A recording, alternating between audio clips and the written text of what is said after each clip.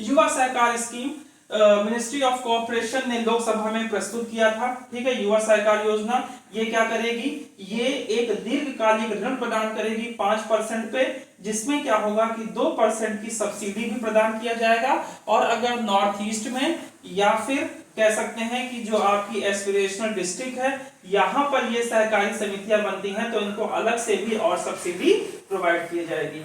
इसके बाद हमने देखा कि थाईलैंड ने इंट्रोड्यूस किया ई वीजा इंडिया के लिए। 2010 में जो वीजा ऑफ टूरिज्म था उसको बढ़ा करके 2014 में जाकर के इंडिया ने क्या किया कि जो ऑथेंटिकेशन एम्बेसी में जाकर के मिलता है वो ऑनलाइन ही मिल जाता है। लेकिन ये केवल जो हमारी कह सकते हैं जिन कंट्रीज के साथ हमारे संबंध अच्छे होते हैं उन्हीं के साथ हम इस प्रकार की ई वीजा वाली जो चीजें होती हैं वो करते हैं। और हमारे थाईलैंड के साथ संबंध अच्छे हैं, इसीलिए थाईलैंड ने क्या किया है, इंडिया पासपोर्ट होल्डर के लिए ई वीजा को एग्री कर दिया है। अर्थात अब आपको एम्बेसी जाकर के ऑथेंटिकेशन करने की जरूरत नहीं है बल्कि ऑनलाइन भी ऑथेंटिकेशन हो जाएगा। लेकिन इस प्रकार का जो वीजा आपको प्राप्त होगा वो नॉन एक्सटेंडेबल और नॉन कन्वर्टेबल होगा, अर्थात उसमें जो टाइम पीरियड आपको दी होगी उसको आप बढ़ा नहीं सकते हैं और ना ही उस वीजा का जो मोड है उसको चेंज कर सकते हैं। अर्थात अगर आपने टूरिज्म वीजा लिया है तो उसको स्टूडेंट वीजा में कन्वर्ट नहीं कर सकते अगर आपने ई वीजा को अप्लाई किया है। इसके बाद हमने देखा नेशनल पंचायत अवार्ड को। इसमें हमने देखा पंचायती राज मंत्रालय द्वारा राष्ट्रीय पंचायत पुरस्कार प्रदान किया गया है 2024 में, और ये हुआ कहां पर था, विज्ञान भवन नई दिल्ली में। लॉन्च किसने किया, पंचायती राज मंत्रालय ने लॉन्च किया है, जिसमें जो भारत के 17 एसडीजी गोल हैं उसमें से प्रमुख 9 एसडीजी गोल पर बात की गई है। और इन 9 एसडीजी गोल को प्राप्त करने के लिए जिस पंचायत ने जितना अच्छा काम किया है उसी के रेशियो में ये अवार्ड प्रदान किया गया है। और इसमें जो कार्बन न्यूट्रल विशेष पंचायत पुरस्कार है वो किसको प्रदान किया गया है, उड़ीसा, महाराष्ट्र और उत्तर प्रदेश को प्रदान किया गया है। वहीं ग्राम ऊर्जा स्वराज विशेष पंचायत पुरस्कार किसको मिला है, महाराष्ट्र, उड़ीसा और त्रिपुरा को मिला है। और वहीं पंचायत का जो खसमाटा निर्वाणा सर्वोत्तम संस्थान पुरस्कार है वो किसको मिला है, महाराष्ट्र, उड़ीसा और किसको मिला है, महाराष्ट्र को मिला है, उड़ीसा को मिला है और इसके अलावा किसको मिला है, केरला को मिला है। ठीक है, इसके बाद चलते हैं आगे। तो हमने देखा सौराष्ट्र फॉसिल पर, ये सौराष्ट्र फॉसिल आते ही गुजरात में के पेनिनसुला में मिला है, जिसमें ये चीजें निकल के आई हैं कि जो आपके जो प्राचीन समय में जो लोग थे, पाषाण काल के जो लोग थे, जो रास्ते को तय करने के लिए कोस्टल एरिया का अनुसरण करते थे, उस सिद्धांत को इसने नकार दिया है, क्योंकि कोस्टल एरिया पर निवास करने का कोई भी फॉसिल नहीं मिलता है। इसीलिए ये भी कहा जाने लगा है कि एक्चुअली माइग्रेशन कोस्ट के द्वारा हुआ हो जरूरी नहीं है, इनलैंड माइग्रेशन भी संभव था।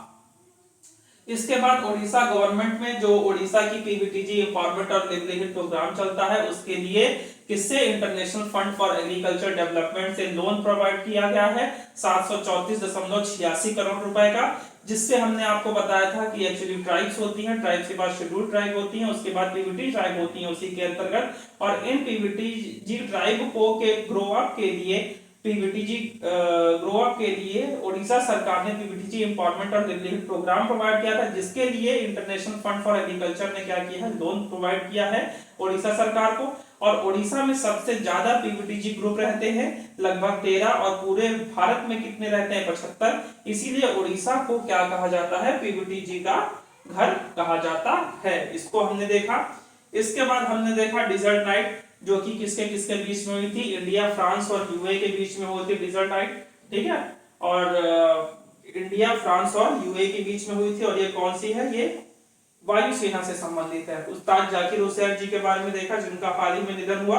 इसके बाद हमने क्या देखा, इसके बाद हमने देखा कच्छ स्ट्रेट को, जहां पर क्या हुआ है, रशिया ऑयल टैंकर दोनों में एक कह सकते हैं कि बहुत दो टैंकर बहुत बुरी तरह से क्षतिग्रस्त हो जाते हैं, पूरा तेल फैल जाता है। तो ये जो कच्छ स्ट्रेट कहां पर है ये इंपॉर्टेंट हो जाता है। तो कहां पर हमने ये बात की थी कि यूक्रेन, सीरिया और रशिया में, जहां पर क्रीमिया और रशिया आपस में मिलते हैं वहां पर कर्ज स्ट्रेट देखने को मिलती है, जो ब्लैक सी और सी ऑफ अजोव को जोड़ने का काम करती है। इसके बाद जलवाहक स्कीम देखी। जलवाहक स्कीम पर हमने बृहद चर्चा की थी, बहुत विस्तृत बात की थी कि वास्तव में हमारा जो ट्रांसपोर्टेशन कॉस्ट है इसको कम करने के लिए ज्यादा से ज्यादा हम शिप के द्वारा ट्रांसपोर्टेशन काम करें, उसके लिए जलवाहक स्कीम को लॉन्च किया गया था। ठीक है, और इसके हम क्या कर सकते हैं कि अब हमारे यहाँ पर जो अंतरदेशीय जल मार्ग हैं उनकी व्यापार क्षमता को कह सकते हैं बढ़ाने का प्रयास किया गया था। फिर 2 एडिटोरियल पे बात किए थे हम लोग, किस पे ग्रीन हाइड्रोजन और टोबैको पे। इस पे बहुत बृहद चर्चा हम लोग ने की थी कि ग्रीन हाइड्रोजन क्या होता है, ग्रे हाइड्रोजन क्या होता है, इसमें गवर्नमेंट को क्या करनी चाहिए। फिर टोबैको और शुगर बेवरेजेस पर किस प्रकार से गवर्नमेंट को टैक्स हाई करना चाहिए और क्यों करना चाहिए, इस पर भी हमने बात की थी, और हाई करने से क्या इफेक्ट होंगे इस पर हमने बात की थी। इसके बाद हमने देखा था आप दशाश्वर मंदिर, जिसका निर्माण किसने करवाया था, विक्रम चोल ने करवाया था। कहां पर है, तमिलनाडु के तंजावर में है। इसको एशिया प्रशांत पुरस्कार के लिए चुना गया है और ये भगवान शिव को समर्पित है। ठीक है, यूनेस्को ने इसको चुना है, इस पे हमने बात की थी। फिर मिडिल इनकम कंट्रीज में इंडिया किस प्रकार मिडिल इनकम ट्रैप में फंसता चला जा रहा है, उसके बारे में हमने बात की थी। फिर टच ग्रास ड्रॉम स्क्रॉलिंग क्या है, अर्थात आप स्क्रॉल करने के साथ साथ अपने गेट से बाहर निकलिए और प्रकृति से भी जुड़ाव महसूस करिए, वरना ये जो स्क्रॉलिंग है ये आपके समाज, सोसाइटी, मस्तिष्क के साथ साथ एनवायरनमेंट के लिए भी बहुत खतरनाक होगी। इसके बाद हमने देखा अभी तक के लिए ये सोचा जो जा रहा था कि सल्फर डाइऑक्साइड और फॉर्मेल्डिहाइड जो केवल उच्च तापमान पर आपस में रिएक्ट करते हैं, ये जो एक धारणा थी बदल गई है। अब ये पता चला है कि बहुत कम तापमान पर भी ये आपस में रिएक्शन करके सेकेंडरी एरोसोल का निर्माण कर सकते हैं जो एटमॉस्फेयर में प्रदूषण को बढ़ाती है। इसके बाद हमने देखा पोलावरम प्रोजेक्ट। पोलावरम प्रोजेक्ट में बीजू जनता दल किस प्रकार से पोलावरम प्रोजेक्ट का विरोध कर रही है और क्यों कर रही है, क्योंकि एक्चुअली ओडिशा में जो कोंडा रेड्डीज और कोया ट्राइब्स है जो वहां की पीवीटीजी ग्रुप में आती है, उसके डिस्प्लेसमेंट की वजह बन रहा है ये पोलावरम प्रोजेक्ट, जो कि 2014 में नेशनल प्रोजेक्ट स्टेटस था भारत सरकार का। और ये किस पर बना हुआ है, गोदावरी रिवर पर बना हुआ है। ठीक है, और किन किन देशों के बीच में, तो आंध्र प्रदेश, उड़ीसा, और प्रभावित इससे कौन कौन से होते हैं, अर्थात इसमें जो पानी होता है उसका यूज कौन कौन करता है, तो तेलंगाना, उड़ीसा और छत्तीसगढ़ करते हैं। इसके बाद इसी के साथ हमने देखा कोंडा रेड्डीज टाइप को। ठीक है, इनके बारे में कुछ लक्षण पे बात की थी। फिर शक्ति स्कीम सुनने ही हमें महिला और बाल विकास मंत्रालय की याद आती है, लेकिन वास्तव में ये महिला और बाल विकास मंत्रालय की नहीं अपितु मिनिस्ट्री ऑफ कोल की एक स्कीम है। ठीक है, इसके बाद हमने आर्कटिक टुंडा में किस प्रकार से उन्होंने कार्बन को अपने अंदर सिंक कर रखा है। क्लाइमेट चेंज की वजह से टेम्परेचर बढ़ रहा है, जब टेम्परेचर बढ़ेगा तो वहां की बर्फ पिघलेगी, और जो कार्बन उन्होंने अपने अंदर स्टोर कर रखा है लगभग 1.6 ट्रिलियन टन, जो वर्तमान में वायुमंडल में जितना कार्बन मौजूद है उसका दुगना है, वो बाहर आ जाएगा और वायुमंडल में कार्बन डाइऑक्साइड की मात्रा और भी अधिक बढ़ जाएगी। फिर हमने देखा चेन्नई में जो India first diabetes bio bank की निर्माण किया गया है, और किसने निर्माण किया, आईसीएमआर और एमडीआरएफ ने, उसके बारे में देखा। और क्यों हम ये सब करते हैं इसके बारे में भी हमने जाना। फिर साहित्य अकादमी पुरस्कार जो किसको मिला है, हिंदी कवित्री गगनगिर जी को मिला है, उनकी पुस्तक मैं जब तक आई बहार के लिए।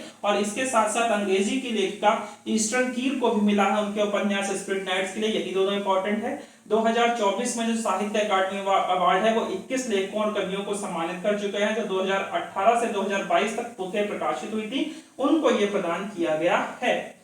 इसके बाद हमने देखा कि इंडिया में रेमिटेंस बढ़ रहा है। रेमिटेंस क्या होता है, जो बाहर से व्यक्ति हमारे देश में पैसा भेजते हैं वो बढ़ रहा है, जिसका ग्रोथ रेट कुछ इस प्रकार है। 2024 में जो 5.8% इस समय है वो पहले 1.2% थी, तो एक बहुत अच्छी ग्रोथ देखने को मिली है। इसके बाद अपने किसान भाइयों बहनों के लिए भारत सरकार ने किसान कवच लॉन्च किया। ये एक ड्रेस है जो 3 फेजेस में होगी, मास्क होगा, ऊपर पहनने के लिए होगा और नीचे लोअर होगा, जिससे जो पेस्टिसाइड का छिड़काव करते समय उनके स्किन पे रिएक्शन और कह सकते हैं कि सांस के दौरान लंग में जाने के बाद जो रिएक्शन होता है उनसे वो बच सकते हैं। इनकी कीमत कितनी होगी, तो एक जो आपकी ड्रेस होगी उसकी कीमत 4000 रुपए होगी, और इसको जो है आप किसी भी वेदर में यूज कर सकते हैं, ठंडी गर्मी सब में यूज कर सकते हैं, और ये वॉशेबल भी होगा, इसको आप धुल भी सकते हैं, लगभग 150 बार धुल सकते हैं। इसके अलावा हमने देखा कि जो असम में गंगा रिवर डॉल्फिन को पहली बार गंगा नदी में देखा गया है, असम में, जो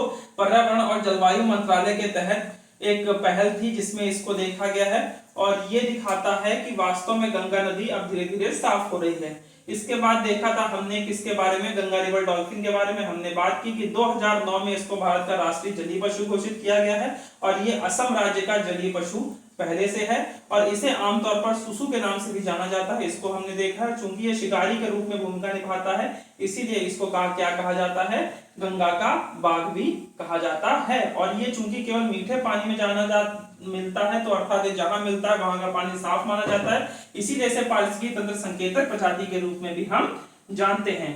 फिर इंटरनेशनल रिलेशनशिप में हमने देखा कि मोल्डोवा ने इंटरनेशनल सोलर अलायंस में साथ किया है, मतलब हस्ताक्षर किए हैं। इंटरनेशनल सोलर अलायंस क्या है, वो COP21 में भारत और फ्रांस ने मिलकर 2015 में इसको प्रारंभ किया था।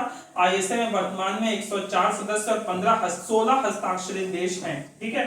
और फिर हमने देखा भारत और चीन के संबंधों में हमारे national security adviser Ajit Doval ji जाते हैं, वांग यी से मिलते हैं जो यहाँ के फाइनेंस मिनिस्टर है। और 2019 के बाद ये पहली बार हुई जब G20 में हमारा जो कह सकते हैं विवाद था वो शांत होता है।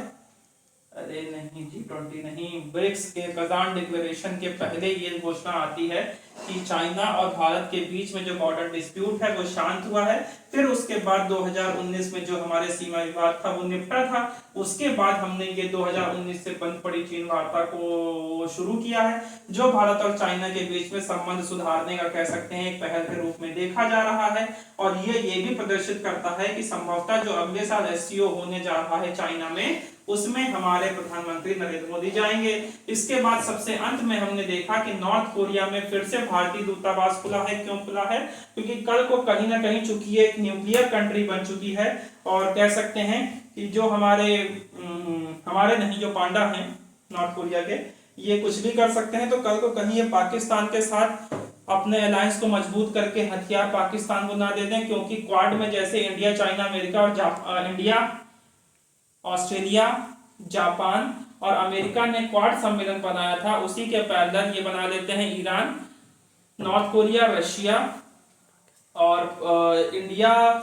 रशिया, ईरान, नॉर्थ कोरिया और चाइना एक अलग संगठन बना लेते हैं। तो चाइना के द्वारा कहीं पाकिस्तान तक ये सारी चीजें ना पहुंच जाएं, इसके लिए हमने उत्तर कोरिया से संबंध सुधारने की पहल का शुरुआत किया। और उसमें जो 2021 से बंद पड़ा दूतावास था उसको हमने प्रारंभ किया था। बंद क्यों हुआ था? तो कोविड आदि की वजह से इस दूतावास को हमने बंद कर दिया था, ठीक है।